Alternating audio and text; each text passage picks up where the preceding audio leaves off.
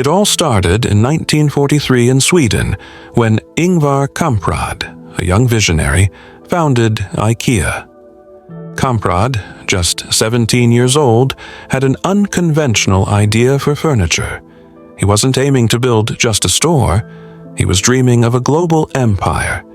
His vision was simple, yet profound: to make stylish, affordable furniture accessible to everyone.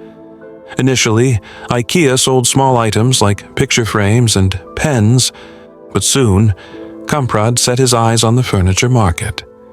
Little did he know, this small Swedish venture would become an international giant. What was his secret? By the 1950s, Kamprad's vision started to take shape. IKEA introduced flat-pack furniture, a revolutionary idea that would change the entire furniture industry. Customers could now easily assemble their furniture at home, cutting down on costs and complexity. But how could something as simple as flat packaging cause such a stir? Was it really the packaging that made the difference? Or was there something deeper at play? IKEA's bold approach made people rethink how they viewed furniture shopping. But there was more to the story than meets the eye. IKEA's rise to global prominence was not without challenges. From humble beginnings in Sweden, the company expanded rapidly throughout Europe in the 1960s and 1970s.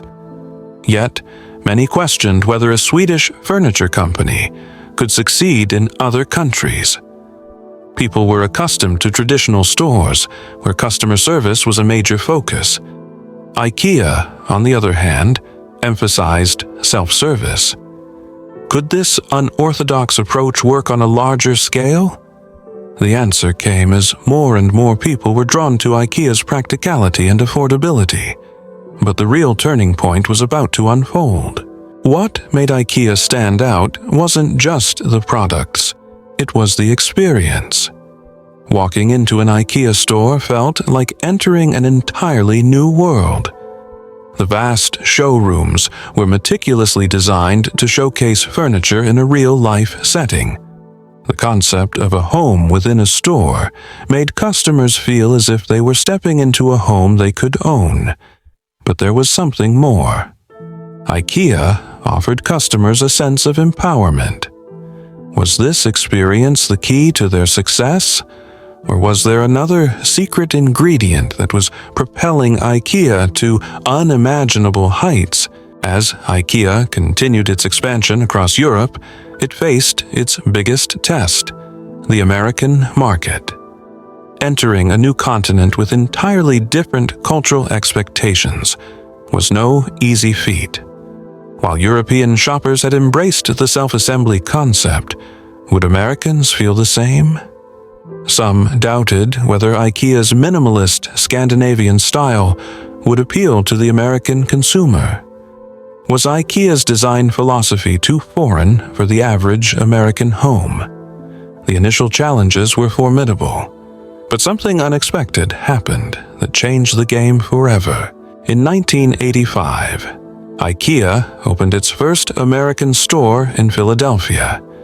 The response was mixed. However, the breakthrough came when customers began to see IKEA not just as a store, but as a lifestyle.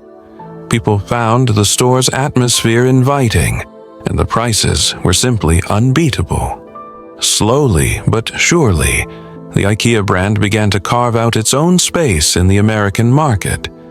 Yet, this sudden rise left many wondering. What made the American consumer shift so dramatically in favor of IKEA?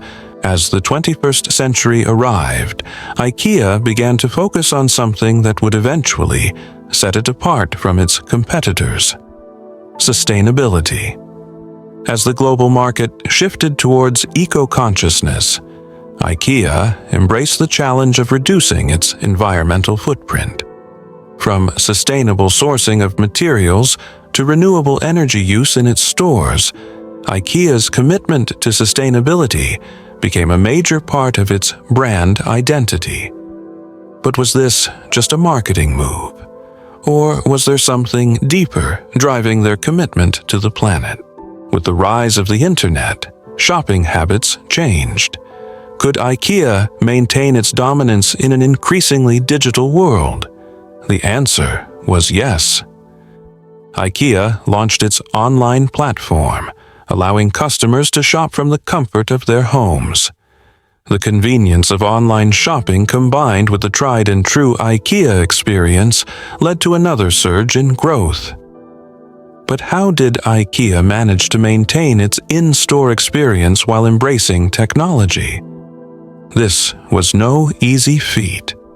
The company's ability to adapt to digital trends while staying true to its roots raised many questions. As competitors began to enter the market, IKEA faced a new challenge: staying unique. Copycat businesses started offering similar products at lower prices. IKEA had to find ways to stand out. Could they continue their dominance with increasing competition? The answer lay in their ability to continuously innovate, not just in design, but in their entire business model. IKEA began experimenting with new store formats, smaller showrooms, and even collaborations with designers. Was it enough to keep them on top? Only time would tell. Today, IKEA is not just a furniture company.